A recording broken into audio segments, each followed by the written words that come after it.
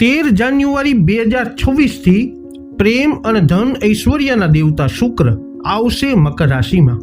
તો તમારા કયા ક્ષેત્રોને કરશે પ્રભાવિત? કેવું રહેશે તમારું પ્રેમ જીવન? મિત્રો, આ વિડીયોમાં આપણે ચર્ચા કરીશું મેષ, વૃષભ તથા મિથુન રાશિના જાતકોની. તો નમસ્કાર મિત્રો, અંબા એસ્ટ્રોલોજી ગુજરાતી ચેનલમાં આપ બધાનું ખૂબ ખૂબ હાર્દિક સ્વાગત છે. મિત્રો, નિયમિત જ્યોતિષ માર્ગદર્શનના વિડીયો જોવા માટે તમે અમારી ચેનલને અત્યારે સબસ્ક્રાઇબ કરી લો. આ વિડીયોને લાઇક અને શેર કરવાનું ભૂલશો નહીં. જ્યોતિષને લગતા મૂંઝવતા પ્રશ્નોના સમાધાન માટે તમે અમારો સંપર્ક અવશ્યથી કરી શકો છો. મિત્રો, વૈદિક જ્યોતિષ શાસ્ત્રમાં ગ્રહ ગોચરને અતિ મહત્વ આપવામાં આવ્યું છે, જેનો પ્રભાવ તમામ જાતકો ઉપર પડે છે. જ્યોતિષ શાસ્ત્રમાં જણાવ્યા અનુસાર ચોક્કસ સમયગાળા દરમિયાન દરેક ગ્રહ એક રાશિમાંથી બીજી રાશિમાં ગોચર એટલે કે પરિવર્તન કરે છે. ધન, ભૌતિક સુખ અને ઐશ્વર્ય અને પ્રેમના કારક ગ્રહ શુક્ર 13 જાન્યુઆરી 2026ના રોજ સવારે 3:40 મકર રાશિમાં પ્રવેશ કરી રહ્યા છે. શુક્ર એ શનિદેવની રાશિમાં પ્રવેશ કરી અને ખૂબ જ બલવાન બનવાના છે. ઘણા લોકોના જીવનમાં મોટા સકારાત્મક બદલાવ પણ કરશે. કોઈ પણ ગ્રહનું મિત્ર રાશિમાં ગોચર એ વૈદિક જ્યોતિષમાં ખૂબ જ શુભ માનવામાં આવ્યું છે. શુક્રના રાશિ પરિવર્તનથી કેટલીક રાશિના લોકોને વિશેષ લાભ મળી શકે છે. તો આવો જાણીએ આગામી દિવસોમાં તમારી રાશિમાં કેવા થશે ફેરફાર. આ વિડીયોમાં અંત સુધી અમારી સાથે જોડાયેલા રહેજો.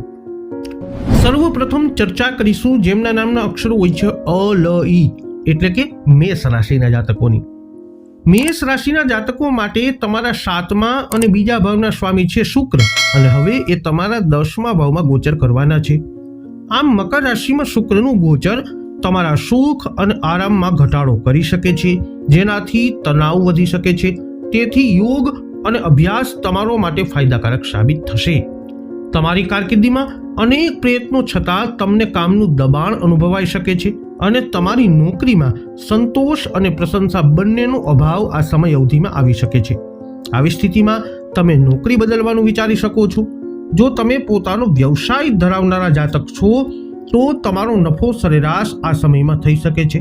જો કે નાણાકીય રીતે ચાલુ કૌટુંબિક સમસ્યાઓને કારણે તમારે પરિવાર સંબંધિત ખર્ચનો સામનો આ સમય અવધિમાં કરવો પડી શકે છે. પરિણામે તમે પૈસા બચાવવામાં પણ અસમર્થ થઈ શકો છો. સંબંધોમાં જોઈએ તો આ જાતકોને તેમના જીવન સાથીઓ સાથે અહંકાર સંબંધિત સમસ્યાઓનો સામનો કરવો પડી શકે છે, જેના કારણે સમજણનો અભાવ થઈ શકે છે. સ્વાસ્થ્યની દૃષ્ટિએ મેષ રાશિના જાતકો બળતરા અને આંખોની સમસ્યાઓથી પીડિત થઈ શકે છે, માટે સ્વાસ્થ્યને લઈને પણ સચેત રહેવું જરૂરી છે. હવે વાત કરીશું જેમના નામના અક્ષરો હોય છે બ, વ, ઉ એ વૃષભ રાશિની. વૃષભ રાશિના જાતકો માટે તમારા લગ્નના અને 6ઠા ભાવના સ્વામી છે શુક્ર, એ જે હવે તમારા 9મા ભાવમાં પ્રવેશ કરવાના છે. પરિણામે મકર રાશિમાં શુક્રનું ગોચર તમારા પ્રયત્નોમાં સફળતા દર્શાવી રહ્યું છે, અને વિદેશ યાત્રાના યોગ પણ શક્ય બનશે. આ સમય દરમિયાન તમને દરેક પગલા પર નસીબ તમારી સાથે રહેશે. કારકિર્દીની દ્રષ્ટિએ જોઈએ તો આ સમય દરમિયાન તમને નવી નોકરીની તકો મળી શકે છે, જેનાથી તમે સંતુષ્ટ થશો. આમ તમને તમારા ઉપરી અધિકારીઓ તરફથી પ્રગતિ, પ્રોત્સાહન અને પ્રશંસા મળવાની શક્યતા છે. વ્યવસાયની દ્રષ્ટિએ જોઈએ તો આ શુક્ર ગોચર દરમિયાન તમે તમારા નસીબ અને આઉટસોર્સિંગ દ્વારા નફો કમાઈ શકશો. નાણાકીય રીતે જોઈએ તો તમે પૈસા બચાવી શકશો અને તમારી નાણાકીય સ્થિતિ મજબૂત કરી શકશો. પ્રેમની દ્રષ્ટિએ જોઈએ તો શુક્ર ગોચર તમારા અને તમારા જીવનસાથી વચ્ચે નિકટતા વધારશે. વધુમાં તમારા સંબંધો મજબૂત બનશે. તમારા હિંમત અને દ્રઢ નિશ્ચયને કારણે તમારું સ્વાસ્થ્ય પણ આ સમય અવધિમાં એકંદરે સારું રહેશે. હવે વાત કરીશું જેમના નામના અક્ષરો હોય છે ક, છ અને ઘ, મિથુન રાશિની. મિથુન રાશિના જાતકોની કુંડળીમાં શુક્ર 5મા અને 12મા ભાવના ગોચર કરનારા દેવ છે. હાલમાં તે તમારા 8મા ભાવમાં ભ્રમણ કરી રહ્યા છે. પરિણામે મકર રાશિમાં શુક્રનું ગોચર દરમિયાન તમે તમારા બાળકો અને તેમની પ્રગતિ વિશે ચિંતિત રહી શકો છો. વધુમાં તમને પૂર્વજોની મિલકત દ્વારા નાણાકીય લાભનો અનુભવ થશે. તમારા કરિયરમાં તમારા કામ ઉપર દબાણનો સામનો કરવો પડી શકે છે. તેના કારણે તમે અસંતુષ્ટ થઈ શકો છો. પરિણામે તમારી પ્રમોશનની શક્યતા નબળી પડી શકે છે.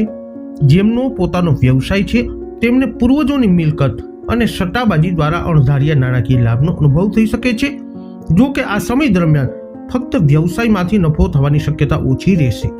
મકર રાશિમાં શુક્રના ગોચર દરમિયાન તમે નાણાકીય રીતે નોંધપાત્ર રકમ કમાઈ શકશો, પરંતુ ખર્ચ પણ ચાલુ રહી શકે છે. પરિણામે તમે પૈસા બચાવવામાં અસમર્થ થઈ શકો છો. પ્રેમની દ્રષ્ટિએ જોઈએ તો આ જાતકોને તેમના જીવનસાથી સાથે સંબંધોમાં મુશ્કેલીઓ પડી શકે છે, જેના કારણે ખુશીઓનો અભાવ થઈ શકે છે. સ્વાસ્થ્યની દ્રષ્ટિએ જોઈએ તો મિથુન રાશિના જાતકો પગમાં દુખાવો અનુભવી શકે છે.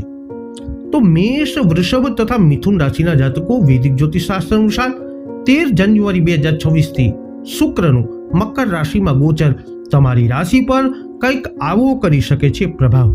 આ વિડીયો અંગેના તમારા અભિપ્રાય શું છે? તમારા મંતવ્ય શું છે? કોમેન્ટમાં અવશ્ય જણાવજો. વિડીયોને લાઈક કરજો, શેર કરજો. હજુ સુધી આપે અમારી ચેનલને સબસ્ક્રાઇબ નથી કરી તો અવશ્ય સબસ્ક્રાઇબ કરી લેજો. ફરી મળીશું નવા વિડીયોમાં. જય અંબે.